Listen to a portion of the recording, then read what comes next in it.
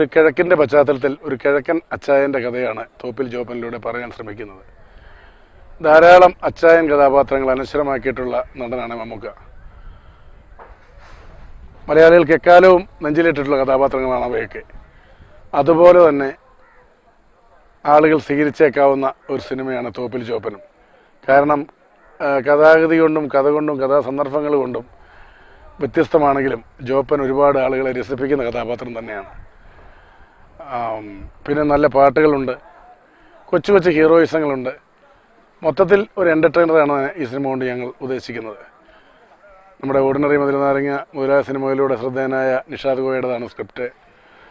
അതുപോലെ ധാരാളം താരങ്ങൾ, രഞ്ജയ് പണിക്കർ, കവിയൂർ പൊന്നമ്മ, സാജു നവോദയ, സോഹൻ സീനിലാൽ, ഈ അടുത്ത കാലത്ത് വളരെ ശ്രദ്ധേയനായ അലൻ സിയാർ, അങ്ങനെ ധാരാളം താരങ്ങളിലും ഈ സിനിമയിലുണ്ട്. നായികമാരായി മമത മോഹൻദാസും ആൻഡ്രയുമാണ്.